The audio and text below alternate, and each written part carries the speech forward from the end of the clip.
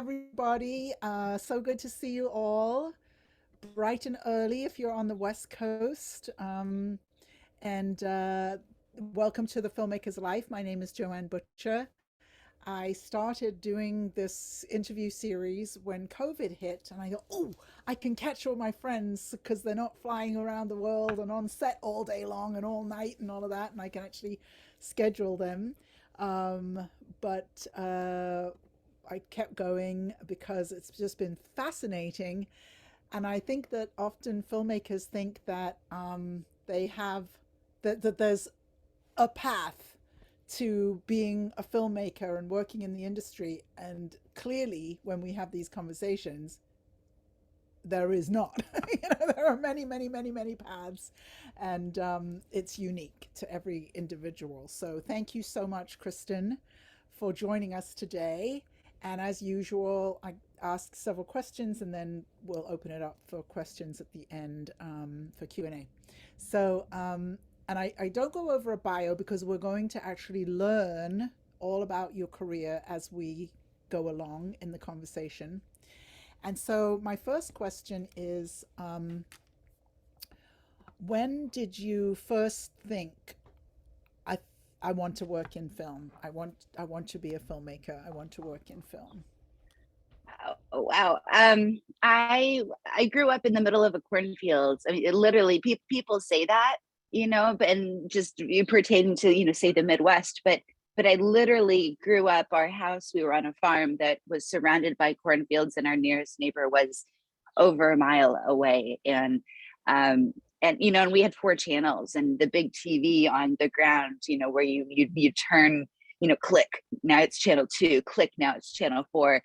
But I was always fascinated by the unknown because it was so foreign to me and where I grew up. And I picked up a video camera, the big, clunky ones that you put on your shoulder, and would make videos of all of my friends. And it didn't have any editing material, so it would be like, okay, stop, and then now we have to reset. Now we have to. And the videos were horrible. They were so bad, and you had to play the music in the background that you wanted. And I still have, so many of these videos. Really? And I look back and I go, wow, you were really bad at making movies, girlfriend. But we're limited to, we wrote scripts and we bought props, and it was always something that I was really, really passionate about. So I was a communications major at IUPUI. Wait. Before I still want to go back to the childhood videos, and I'm so thrilled that you still have them. I've never told anybody this. I don't know why I'm talking about it now. If they weren't bad, that would be weird, wouldn't it? I mean, it would be, yeah. I'd be some kind of Sergio Leone, right? Just natural talent.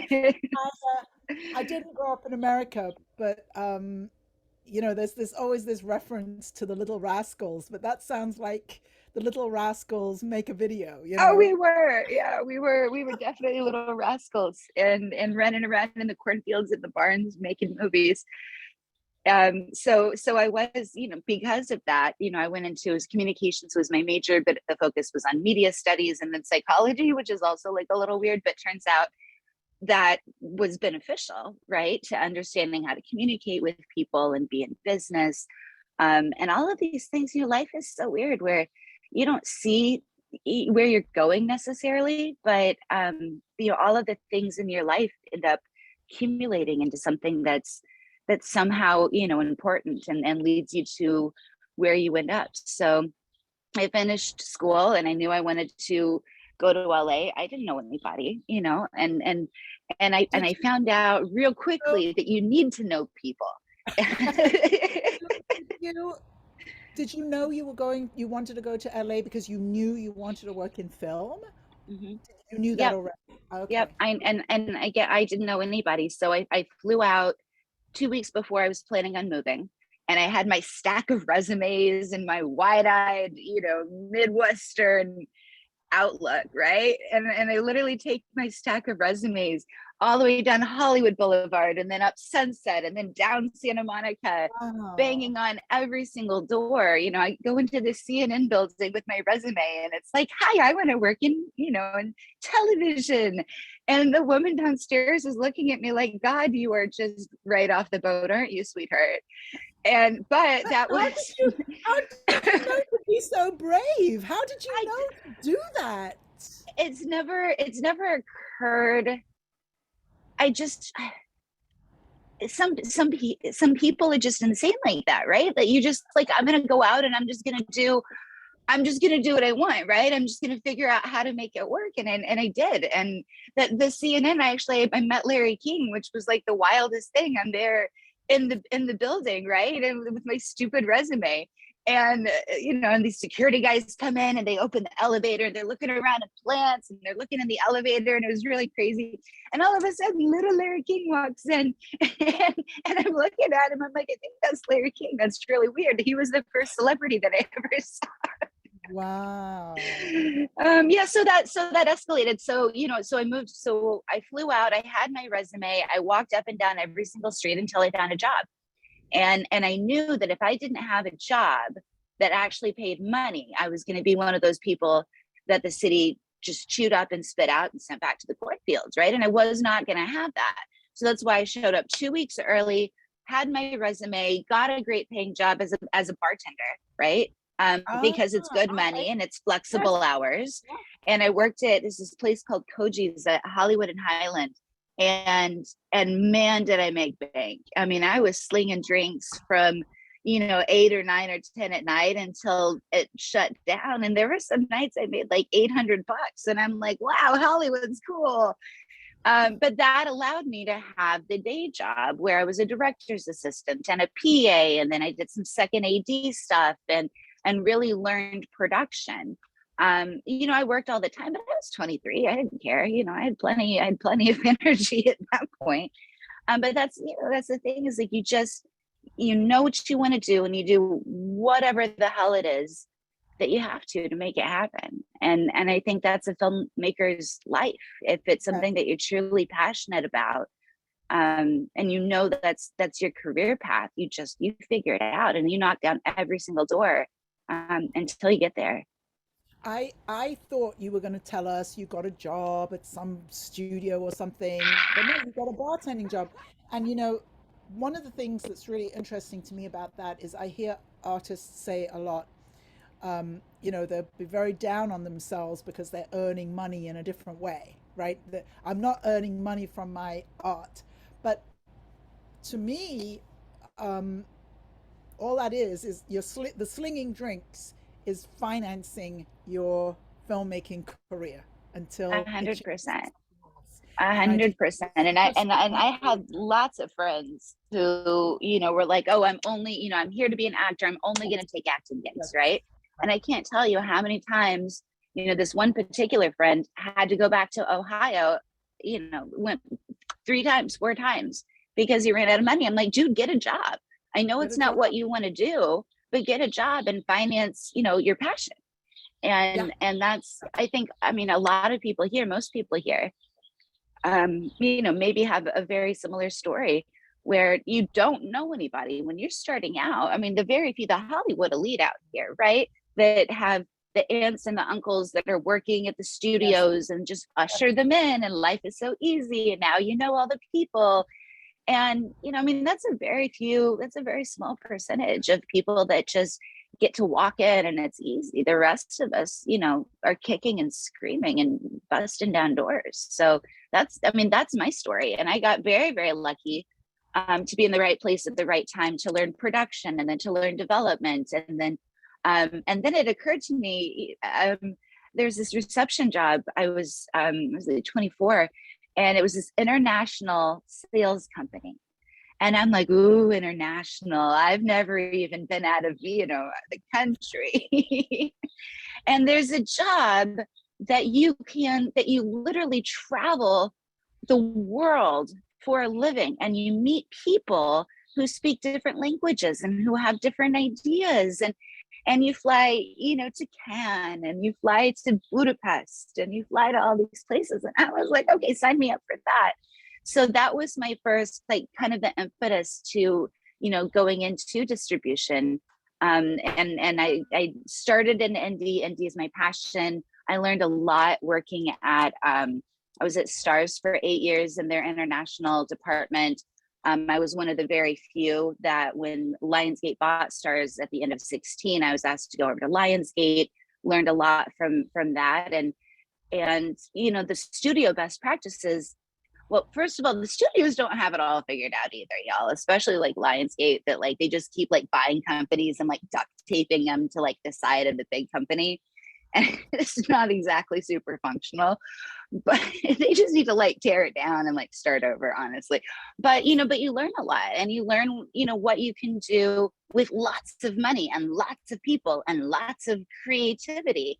And so working at the studios for that long, and then coming back to my initial love and my initial passion, the indie space, I now have an opportunity to take, those studio best practices and scale them to a place where, I can make them work for independent film now. And that's the kind of insight that like most people don't get, right? And why it's really cool to work for me with independent filmmakers now. It's like, I know how to help you. Let's get your film in front of the world. I often find in these conversations, Kristen, I'm always like, oh, can we go back a little bit? Because Oh yeah, no, when you and just tell me to stop talking because I'll keep talking. no, it's fine, it's lovely. When you said I had saw this opportunity at this international sales company, but you are very much a filmmaker, you know, and I just think that's interesting because I don't see many filmmakers really thinking about sales, you know. So I just think I'm curious about why. I see that you focused on the international. You're like, ooh, travel. I can see that totally. Right. You know, I know years back I thought, should I just be an air hostess? You know, I love the idea of should I just be an air hostess and then I'll travel? You know, but was that really it, or did you see something about sales? Because that's always what I'm wanting filmmakers to kind of get their focus on is about the sales end of things. But I just wonder what Yeah, sparked something for you about sales. the biggest gap I think in our industry is from creativity, Hmm. the actual filmmakers, and the business end of film. Yeah. Yes. You can go to film school and they'll teach you how to make beautiful films, and you can have this innate creativity and you can make something that's lovely. Um, but if you're not thinking about the business end, then you may have just made a very expensive family album, right? So this is the thing, and this is why I spend as much time talking to filmmakers as I possibly can. Um, I wish filmmakers understood the business side. If it's one thing that you really want to tell the story, and it's this passion project and you're so excited and you have to share it with the world, and you don't care about making money, or you don't care if it's just like passion, then you do you. Don't spend a lot of money on it unless you like are super rich and don't care.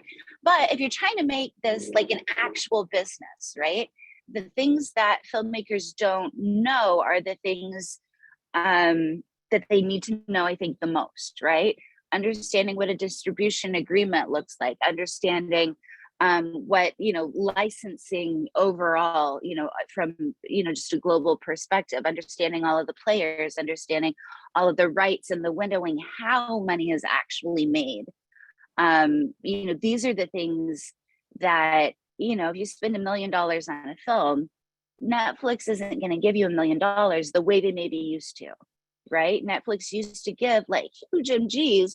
And honestly, I mean, this was kind of like the golden age of independent film, because they were paying these massive MGs that like you could just go ahead and, now suddenly we're in the green and let's go make another film. But they changed all of that when they started, them and Amazon and Hulu, and now we have the Apple, pluses and the Disneys and all of this stuff. They're making their own original content.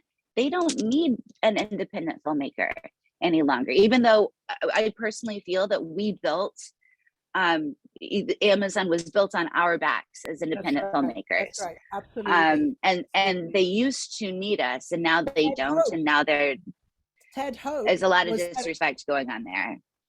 Ted Hope was the head of production at Amazon for a long time, and he is one of my indie filmmaking heroes. He and Joel Hmm. Shamus, Good Machine, and were produced. The first big film was the Ice Storm, and Ang Lee's films, and and to see Ted Hope make that shift from being an independent filmmaker to head of production at Amazon, I thought, oh, this is going to be the time when This is great independent for filmmakers are us. going to be brought in, and we're all going to benefit.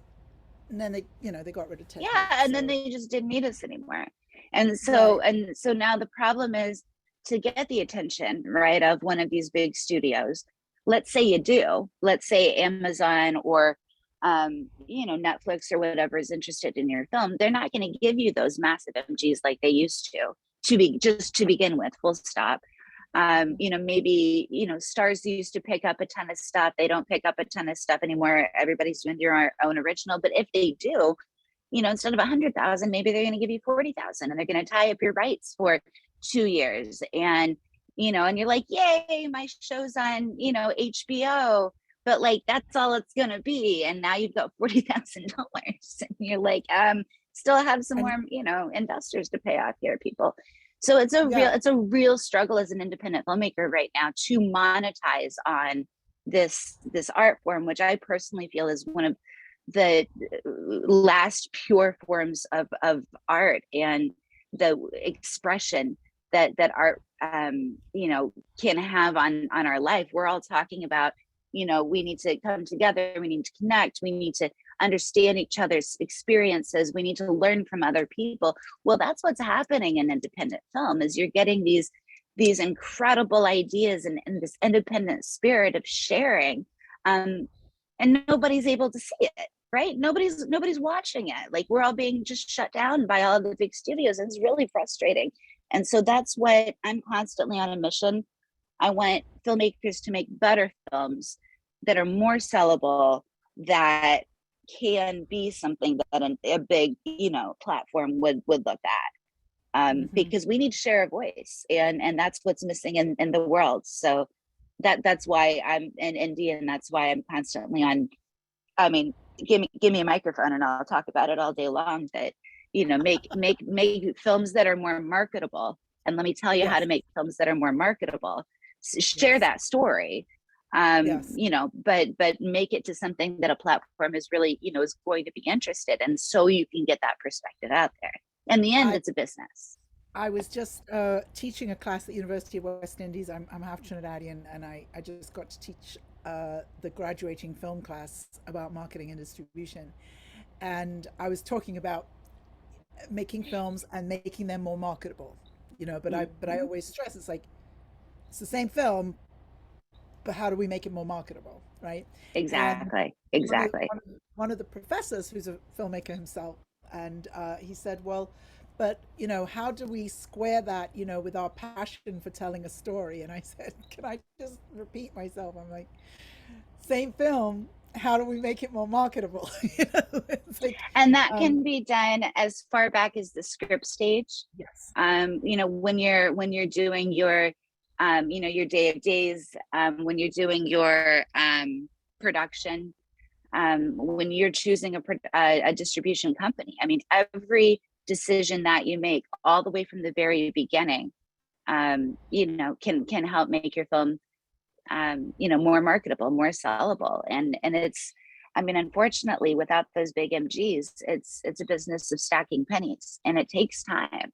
And if you have an unhappy investor, for example, because you said, "Oh, this is going to make $1 million, and I'll give you $1 million within the year," and it ain't going to happen, kids. Like, it ain't, because if you think, okay, so like iTunes, for example, right? So you have a film up on iTunes, and you can rent the film for $5, right? And then iTunes takes $2, let's say. So now you have $3. $3 is going to your distributor directly. Your distributor is going to keep $1. Now you got $2, right? And that's for one thing. $2 time or divided by, how many millions of dollars did it take, or hundreds of thousands of dollars did it take to make your film? That's how long it takes to make money back, right? And it's a long road. It's a very long road. So I think that's another thing. I mean, understanding how long that road is can make happier filmmakers, can make happier investors. It's math. Yeah, sorry. Which will make more films, right? Which will make more films. Happy filmmakers, happy investors equals more films. I just again Exactly. want to go back to something you said. So you talked about at the script stage, having the filmmaker at the script stage making a more marketable script. What would be some of the ways you would think about that? How would you advise a filmmaker to at that script stage? Because one of the things I am clear about is if we can make changes at the script stage, fix any problems, whatever, let's do it then when it's not costing us any money, For sure. before we make. Yeah. So yeah, that may be too general a question, but what might No, you tell that's a good. film? Okay. I would start, you have to, okay, here's the story I want to tell. Why do you want to tell that story? Do you want to tell that story because it's something that's deeply important to you? Or do you want to tell that story because you think it's going to make a lot of money? Start there, right? What film are you making? Are you making it for you, or are you making it for money? Because the two don't often overlap, right? Like not everybody is, writing Moonlight over here, right? It's um, your personal story that you want to tell could be something that is very niche, right? That doesn't have a very large audience. And if that's a story that you want to tell, that it's aching inside your bones and you desperately have to get it out, tell that story. But if you're trying to make a film that you want to monetize, or you want to use it as a calling card for your next film and your next film and your next film, I always say if you have a passion project, don't do that first. Your first film should not be your passion project if you're trying to make this into a business, because you've never made a film before, right? You don't know the ins and outs. You don't know the scheduling. You don't know the things that you need to do from a marketing side, the things, you don't know anything yet. And anything that we do the first time, we're going to screw up, right? And the second time we're going to get better. And the third time we're going to get even better than that. Start out with something. And again, this is if you want to make it a business. Start out with something that has a huge audience, right? That like everybody in the world is going to want to see. And that might not be the story that you're dying to tell, but this is a way for you to say, hey, this is this film that I made. It made so much at the box office. I have so many festival accolades. Now you've got other filmmakers who are coming to you, and you're creating that network that you're going to continue to use film over film. You've got now an award-winning editor, an award-winning DP that was really interested in your film based on the first one, and now they want to work with you, right? So now your entire crew is better, and now you're more versed. So start with something that's going to be sellable, and understanding again, your. Go ahead. I'm sorry. I know there's a bit of a delay, so I keep having to No interrupt you. I'm worries. sorry. Um, so the other thing that I see here is that, and it's about marketing. So I'll give you an example. This was somebody, Kristen and I met on Clubhouse recently. So this is how come we're having this Yay, conversation. Clubhouse. Yay. So I met this filmmaker recently, and she was on Clubhouse, and I said, well, what's the film you're going to make? And she said, oh, I'm making a film about my grandmother. So I said, well, how many copies of that film do you think you could sell? Mm-hmm. That's one to your brother, one to your aunt, and one to your cousin Jean.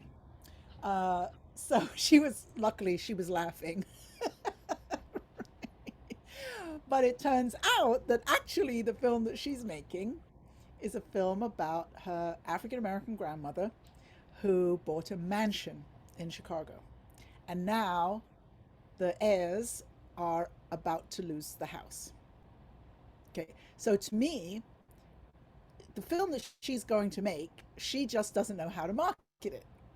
Yes. So she is not making a film about her grandmother, right? She is making a film about um, housing, uh, the racist Generational population, wealth, race. generational wealth, Yep. leaving a Yep. legacy. Um, and anyway, she's making a film about so many big topics, Hmm. but It's a because lovely, uplifting, feel good family film that she's making, not about her grandmother. If you start to pitch and say, hey, I'm making a film about my grandma. mother, but I hear this all the time. So Hmm. to me, it's like it's not even make this film, make a different film. It's about learn how to talk about this film in For a sure. way that is marketing the film as opposed to a way that is designed to not market the film. That's Absolutely. No, 100%.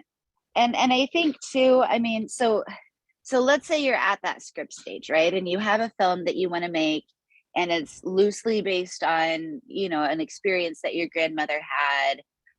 You can say things like, based on a true story or whatever, and that's a marketable term, right?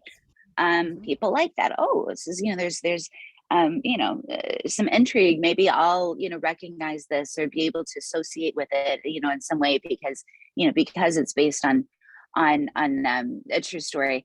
But when you're so write a script, or actually before you write a script, you say to yourself, who is my audience? Who is going to watch this film? Am I looking to reach the Gen Z audience? I want to make it cool and hip and whatever. I'm trying to reach a millennial audience that maybe is struggling to buy a house, or now they have kids that are going into college. And yeah, that's actually the case. Millennials have kids going into college. They're no longer the children, Right. which is um, um, or am I trying to reach the African American population? Am I trying to reach moms? Do I want something feel good? Do I want something explosive? Do I want what do I and then look at that demographic, look at that audience, and do some research, right? Like, what films that are like what you're thinking are out recently? How well are they doing? Did they win festival accolades? Did Netflix pick it up? And what is it about your film that's going to fit into that audience and make it unique and make it stand out, without reinventing the wheel? And this is the thing, you don't need to reinvent the wheel. The wheel is the wheel for a reason.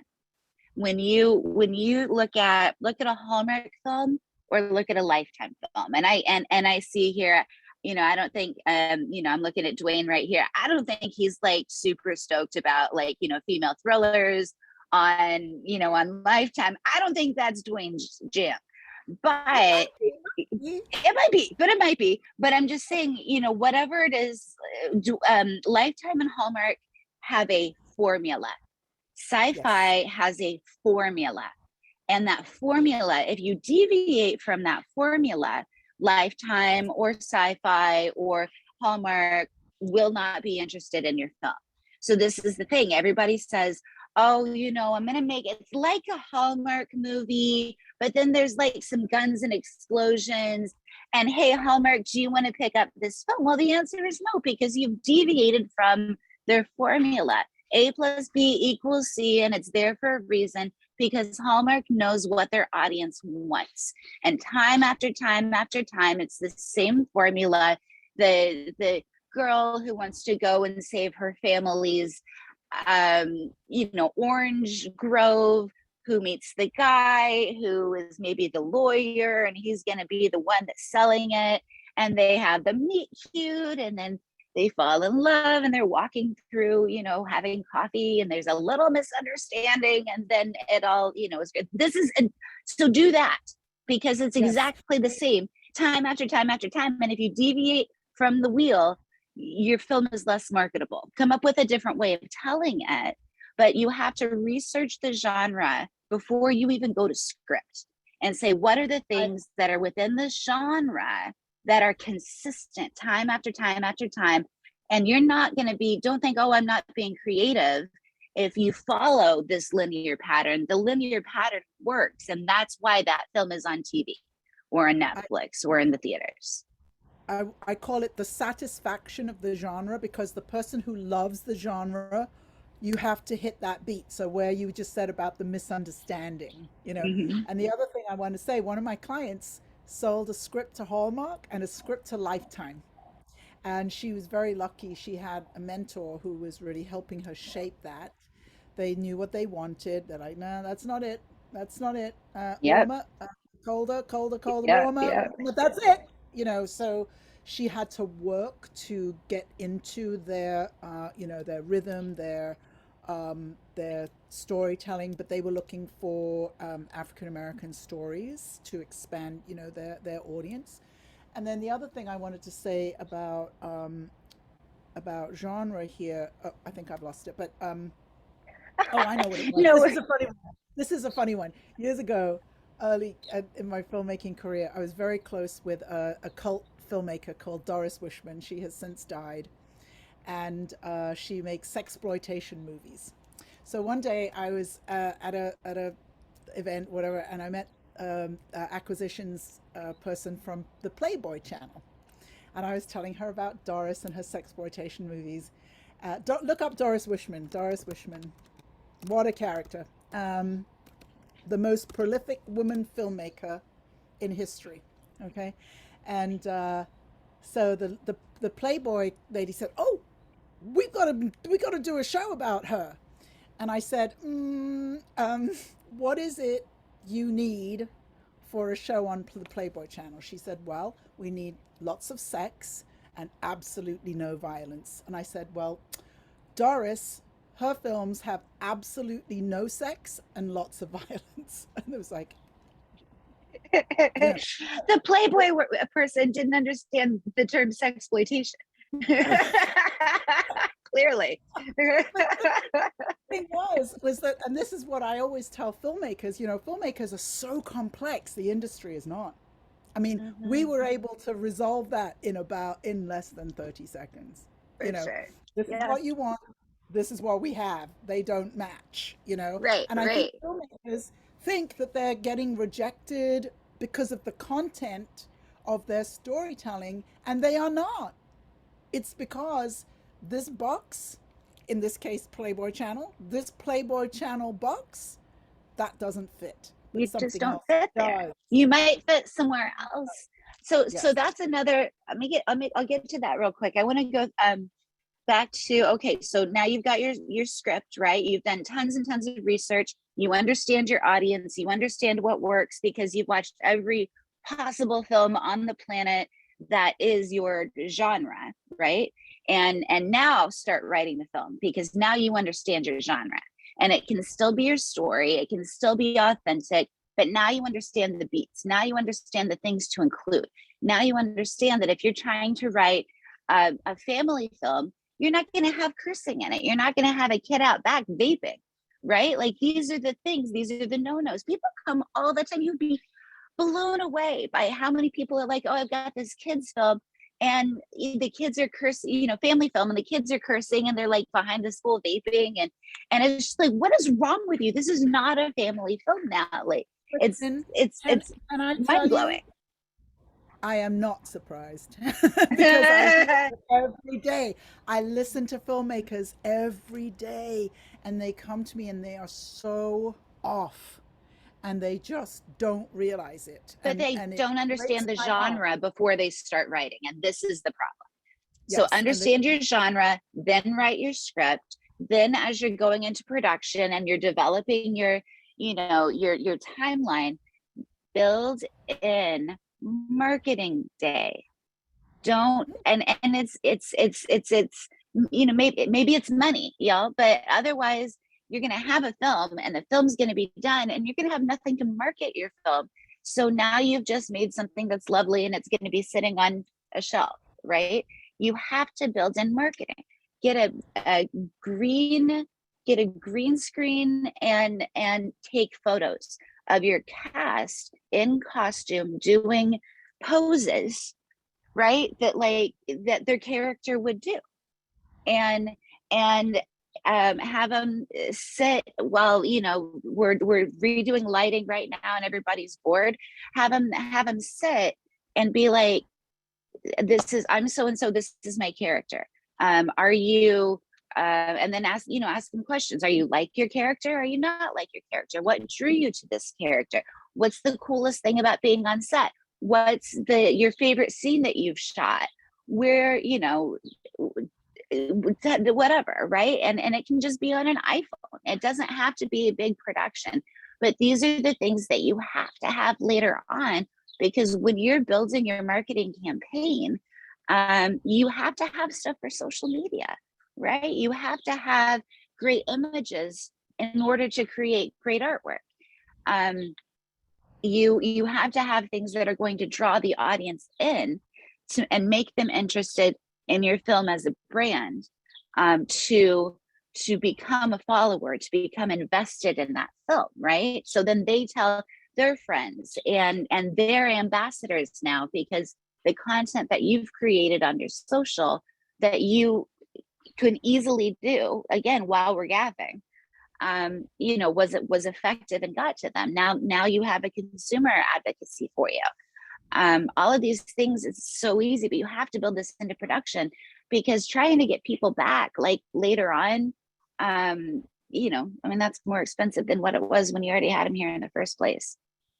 I love that. I love marketing day. I'm distracted because I'm thinking about one of my clients' films came out, and when I saw the cover, the DVD cover, with the lead actress in it, I was like, oh, that's not a good photo. Why would they pick that? Well, it turns It's out such a giveaway if you that don't, if you didn't do the no, green no, screen. no. It's worse than that, Kristen. It's worse than that. So what happened was, uh, the distributor didn't get any marketing materials from the filmmaker, so they took a screen grab for the to Sure. make the cover. Hmm. We had two professional photographers on the set. The leading lady's husband was a professional photographer on the set. Some miscommunication happened. The filmmaker had all the marketing materials. They never got to the distributor. The distributor didn't ask them. It's just devastating. Now the leading lady isn't What a as waste. thrilled as she was Right. to market the To film. promote the Um, film yes, because she looks like crap on the artwork. So that's right. if you have bad artwork, right? Let's talk about artwork for a second. Um, you have like zero point 0.4 seconds for somebody to decide to watch your film, and they're on Amazon and they're scrolling, they're on Netflix, they're on whatever it is, right? They see there's an ad, right, on like, you know, YouTube, or there's whatever it is. You got zero point 0.4 seconds to engage somebody. And if your artwork looks like crap, if it's too busy, if it doesn't represent your genre, if you had to take screen grabs and it was like a little, you know, muddy or whatever, pass, pass, pass. It is Yeah. such, there's so much content that your artwork has, and your people will say it's your trailer, you know, your trailer, sure, your synopsis, sure, but that's secondary to your artwork, because if your artwork sucks, they're not going to stick around to watch your trailer and to read your synopsis. um And when you're talking about like marketing at the script stage, you know, sometimes that artwork is what you're relying on to get your investors. And if your artwork is wrong, that's not going to happen either. So even the I marketing, always, so yeah, much. I caution because, oh, and here's, okay, so killer artwork, but that's not on you, right? As the filmmaker, I mean, if you need something for a pitch deck, you need, you know what, you know, something to show your vision, right? For an investor, 100% do that, but don't then finish the film, spend $5,000 on artwork, and then expect your distributor to use it, Oh, because you yes, are the filmmaker and yes. you are creative and you understand what you're doing and the vision that you want to share. And that's your job on the screen. And then your distributor's job is to understand what the platforms are looking for, what the audience is looking for. And if you come in to a distribution deal and say, this is the art we're using, this is the trailer we're using, I've already spent money on it, right? Like, why can't I use my artwork that I did? I spent $5,000 on this.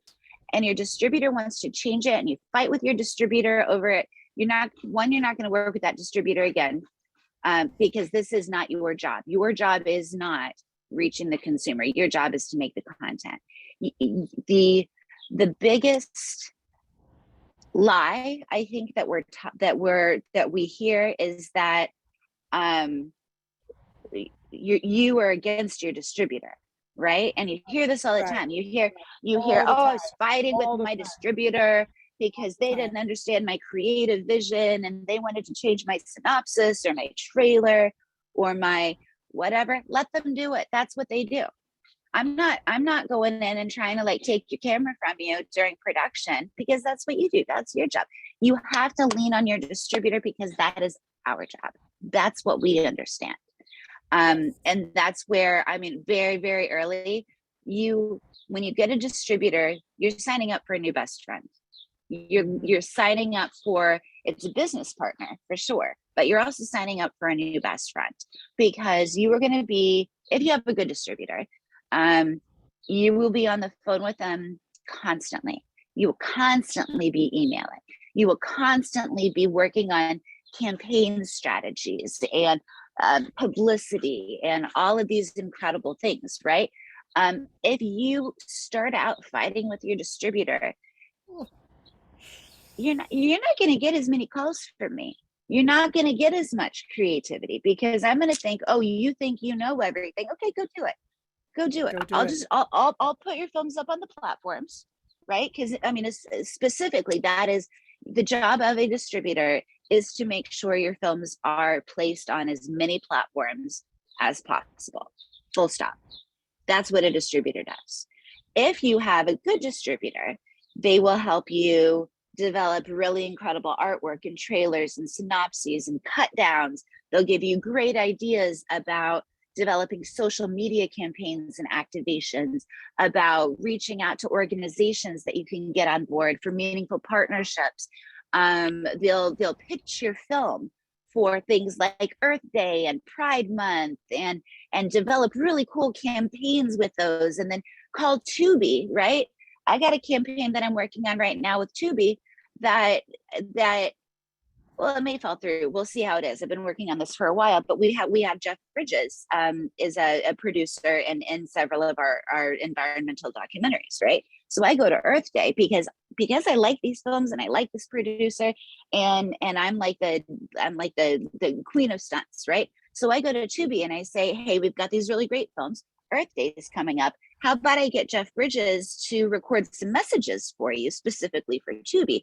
And they say, yay, that's awesome. And then I develop a website that doesn't just have Jeff Bridges films, but it also has all of our other Earth Day films, right? Uh-huh. And now Tubi is going to blast this website out, and Jeff Bridges is going to blast this website out, and we're going to use their built-in audience, which is literally millions of people, to see our Earth Day films. And Um, because, so these are the kind of things that a good distributor will do, right? They will constantly be coming up with ways to make sure your film is not just up on a platform, but like is rocking and rolling and people are actually seeing it, right? But if I you just, don't work with your distributor is not going to want to do these things for you. We right. are a team. We are best friends. And you're not giving your film to a distributor and then walking away and saying, okay, well, I guess I'm done. This is the beginning of a beautiful relationship if you treat it that way.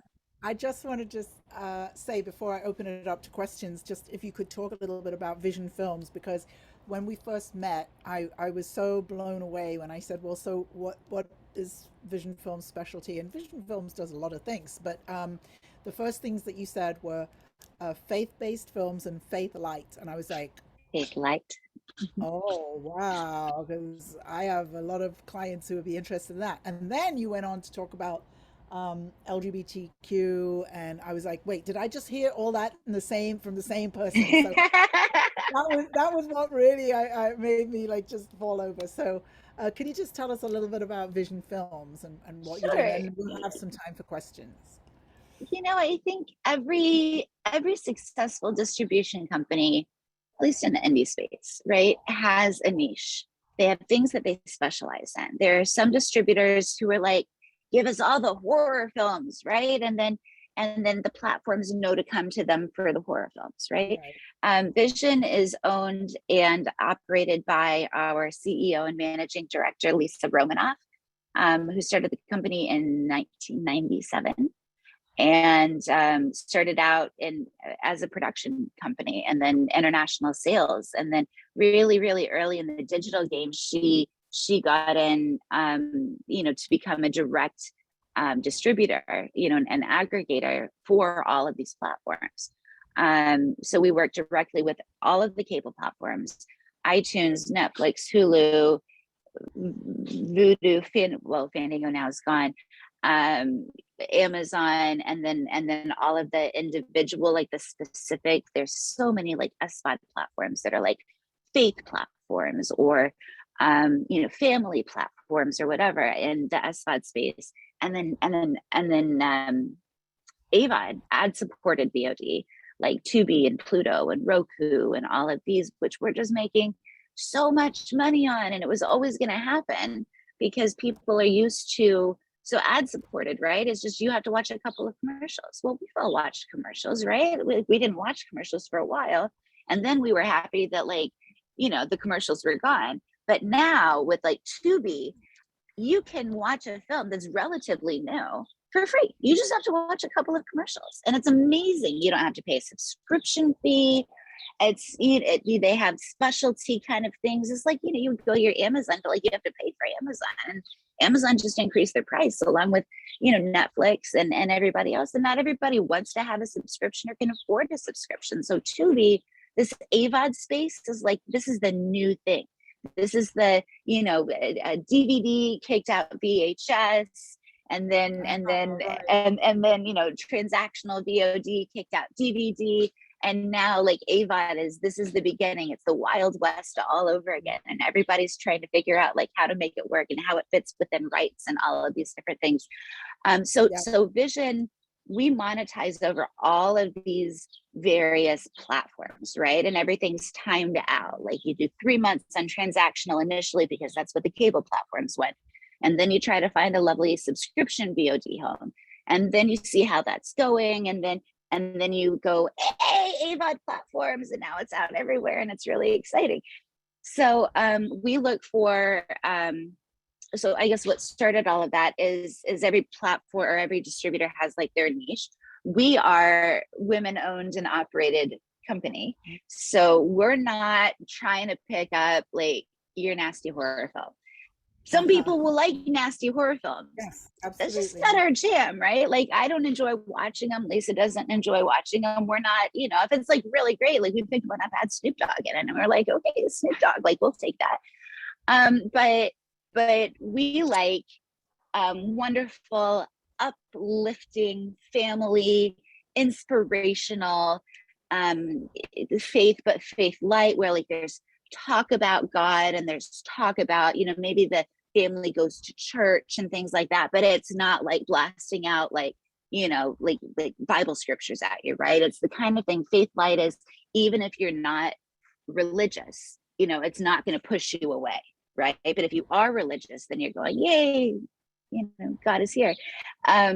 We like girl and horse films. We love documentaries. We started out in documentaries, music docs. So we have a ton of music docs with like about David Bowie and the Beatles and the Rolling Stones. And we're still actively, documentaries are relevant forever. And we love to watch docs, so we love to pick docs up. What else do we do? Female thrillers. Sometimes we'll get into like kind of sexy female thrillers. We have one that we just released called Seal of Desire. Tasty.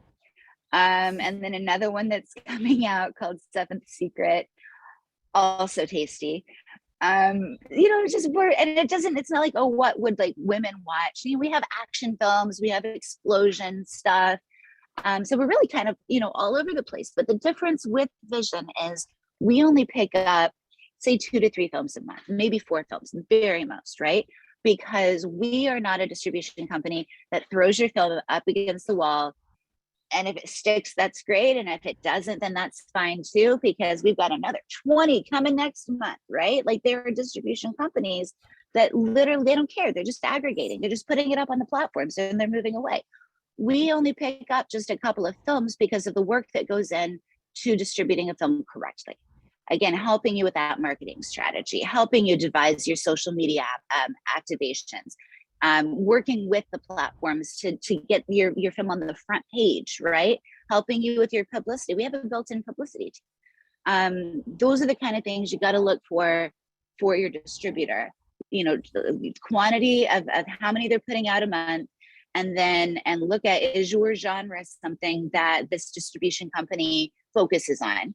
And then every film that's within your genre that you see on IMDb that this distribution company has released, call every single one of those producers, every single one of them.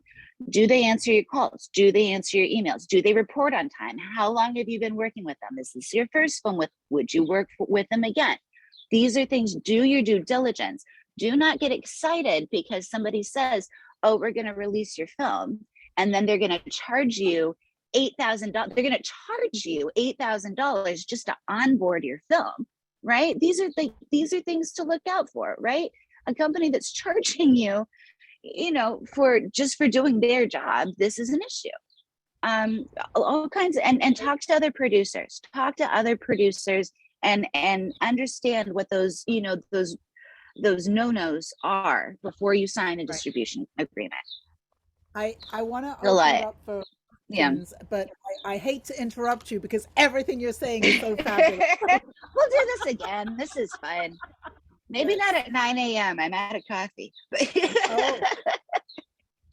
Yeah, I know, right? All right, last questions. Let's do it. Yeah. I like Ask me anything. Raise Honest. your hand on video, and or raise your hand digitally if you want to ask a question. And Kevin has a question. Yay, Hi, Kevin. He's connecting to audio. We lost him for a minute. Be ready with your questions.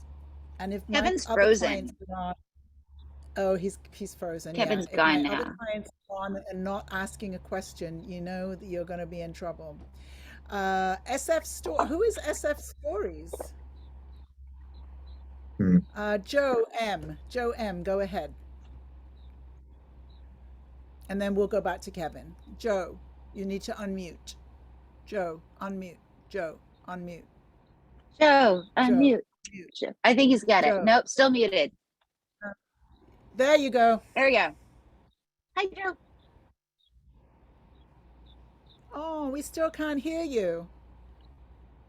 Maybe if you type in your questions into the chat, if you're having technical difficulties. Let's go to Kevin next. I think I'm back. Can you hear me now? Yeah, we can hear you. There you go.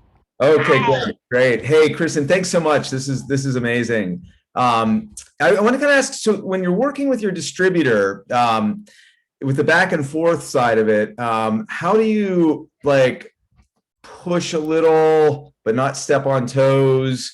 I love the relationship, the way you're talking about it as this best friend kind of partnership. But there's, obviously, as a filmmaker, we have a film that's in distribution, and how do you navigate, is it once a week a call? Is it every couple of days you typically are talking to the filmmakers? Okay, how long has your film been in distribution? And that will help answer your question. So, as you're gearing up, right? Mm-hmm. You should be in constant contact, right? It's hey, I was thinking about this for a marketing strategy. What do you think? Mm-hmm. Or hey, so and so is available for an interview, or mm-hmm. This kind of your overall go-to-marketing strategy. A good distributor will help you with that. As it gets closer to the actual release date, you should be able to get a list of platforms where your film will actually be, consumer facing. On the day of the release, they should send you every single link, because you need that for your social media. You need it to share with family and friends and spread the word. They should still be in touch with you, days and weeks afterwards, as your social strategies are going, as they're getting, if they have a built-in marketing or publicity team, as there are opportunities, as there are reviews that are coming in. They should never ghost you, right? But like, if your film's been out for 2 years, there's as it's maybe as your film's on a new platform and things like that, they should still be in contact, as there's an opportunity for, say, a cool like Earth Day push. If your film is related to Earth Day, a good distributor is already doing that. They're already thinking about you, but you should also be emailing them and saying, hey, Earth Day is coming up in 2 months. My film totally fits into that. What are y'all doing? They should absolutely be reporting quarterly, and be available to answer any questions on your reporting. They should never be gone. I tell people all the time, program my number, because we're going to be best friends until we both retire. Yeah, we have a great relationship with our distributor, and we really like them. And so we're, but there's still that always like, I want to keep it that way, right? I don't want to be the one who is either not doing enough or trying to do too much. So it's kind of that, that balance and everything. So thank you. I really appreciate the answer. My pleasure. Come to us next time you do a film, Kevin. Okay. I don't know who you're dealing with, but it's not me. Joe, did we get you audio yet? Did we get your audio? I think not. Okay. SF Stories, what is your name and what is your question? Sure. Hi, my name is Tony. Our film is San Francisco Stories. It involves a lot of stories about San Francisco, but it's we want to market it overseas because it's a lot of travel to San Francisco. This is San Francisco. San Francisco's beautiful. Everybody we talk to always talks about, U.S. rights, etc. I'd love to find out how to get overseas distribution, if you have any sense of that, or how that's done. Everybody just sort of treats it as like it's a little tail off to the side, and I assume they watch movies overseas. So let me ask, do you have a sales agency that you're working with, or a distributor? At this point, we do not. Okay, so domestically, you would be working with a distributor, and that distributor would actually be the one that places the film on the platforms within the United States and likely Canada. Now, internationally, you can have a sales agent, and that sales agent would then go to distributors in the individual territories, and license your film to them, and then they would then place your film on the platforms right within their territory. Now, the interesting thing is with digital, right, is a lot of these digital platforms now are international. So if you find a distributor who can also distribute internationally, then what you have is an opportunity to have them release your film on iTunes and Amazon and Tubi and Google Play and all these other platforms, literally the world's over. But not all sales agents are distributors, and not all distributors work in international space. Okay. This is a much longer conversation. Okay. Fair enough. Thank you very much. Are you working with Lou? Is it, who is your director? Your I'm sorry, me? Who is your producer? We're self-directed, self-produced, out of Scary Cow, which I think, Joanne, we have talked very briefly a while ago. Yes. Yeah. Here, hold on a second. I knew. Okay. If I'm putting my email into the chat here, for poor Joe who didn't get to ask his question, and to hear more about the San Francisco stories, I can walk you through that a little bit more in depth. Okay. I want to go to Benjamin Reddick, and I'll figure out your question, Joe, and ask it. But go ahead, Benjamin. You look as Oh, if you're wow. on the set of Hail Benjamin is a Caesar. gladiator, I think. Benjamin is. Are you on the set of Hail Caesar? What is going on?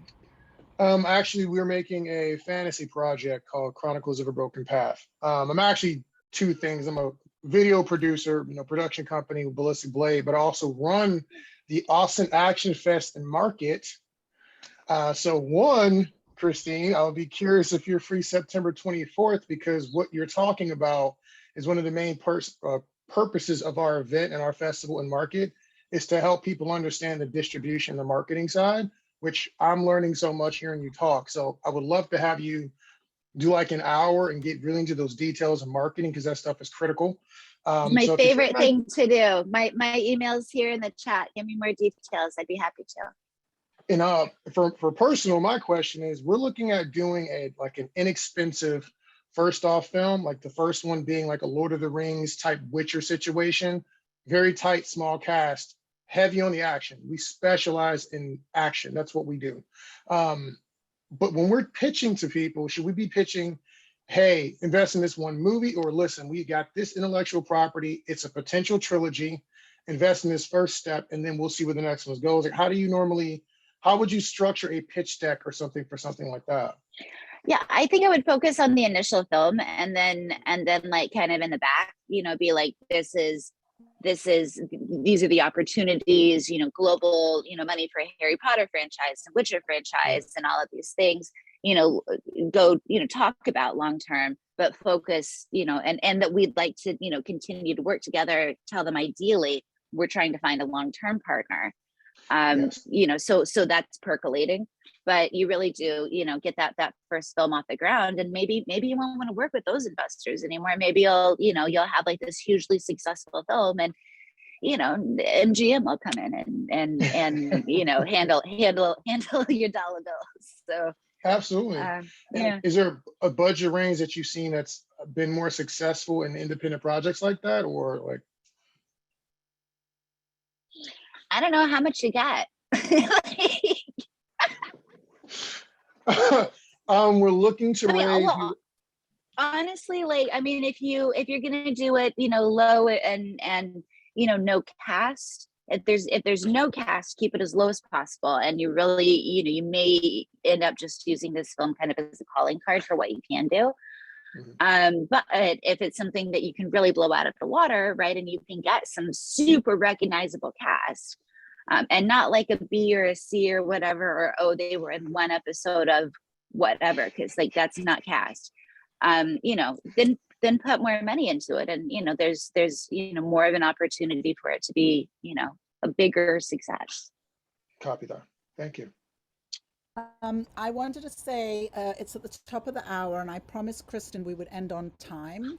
But I did want to say, if you want to answer another question or two, that's great.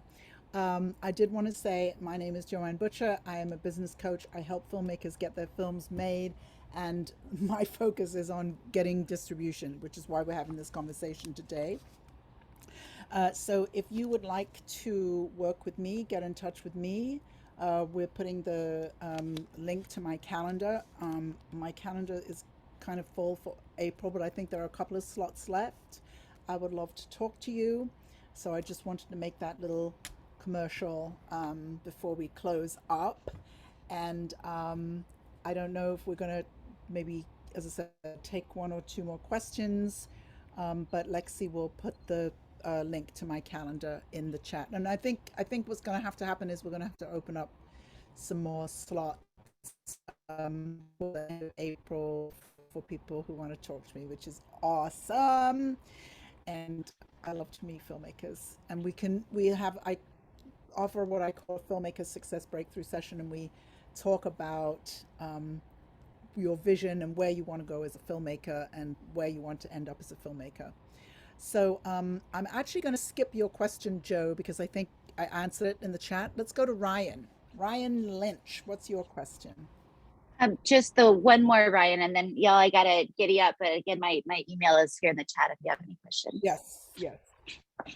Hi, Kristen. Thanks for all of this And wealth of information. I'm a writer director, and I have a film, a feature film that's a dark comedy fantasy. And it's just in the script stage right now, and I'm working on, attaching people and financing. But when is it too early to approach a distributor? Do you need to have a finished film, or can you kind of start bringing some people on now to get these marketing ideas going? How does that work? I like knowing kind of what's coming down the pipeline and meeting people, early and being available to answer questions. So but that's not everybody, right? I mean, that's not every distributor, but I do like to, kind of go along that path, with you. Even if it's just something like, hey, Kristen, we're going to do, this, we're going into production, give me 2 things I can't forget to do. Like, I'm here for that. Most distributors, if you haven't worked with them before, they'll want to see, I mean, something, right? Like a promo or, a feature or whatever before they, get involved. Now, there are some companies, international sales companies, that will still do pre-sales, right? Mhm. And that would be like they'll work with, one of the agencies, and they'll help you package, and they'll help you get talent, and they can even help you with, like, that gap financing and things like that. Now, those types of companies, of course, obviously, like, you want to go to them, early. There aren't a lot of them that do that anymore.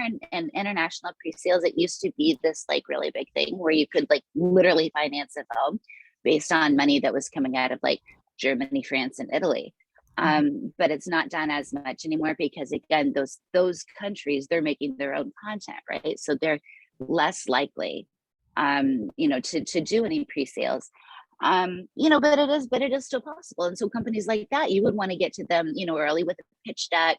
And that's when you're pitching a distributor, don't say, here's my trailer, this is the film. Obviously, you're going to pick this up, right? Excuse me. You have to pitch a distributor. So it should be, here's my trailer, here's my cast, here's my IMDb link, here's what the cast has been in, here are like-minded films and their successes. Put a pitch together. Some people will just send a link and that's it. And it's like, I don't have time to do all the research that you should have sent me in the first place, right? Put a nice pitch together. You got to sell your distributor on your film because it's a crowded space, y'all, and we can just as easily go, all right, well, I don't have time to do that work, so I'm just going to keep going. But I would love to hear about, what you're doing, Ryan, and if you have any questions and anything I can help early, I can point you in the right direction or introduce you to somebody. I love helping out. Yeah, that would be great. Thank you. I'll email you on the side. Thanks so much for your time. Yeah, Thank of you course, so my much. pleasure. And to you, Thank you. Joanne. Thank you, Ryan. Thank you, Kristen. This was so much fun. It was fun. It was And nice to meet everybody. And Joanne, you're awesome. Big fan.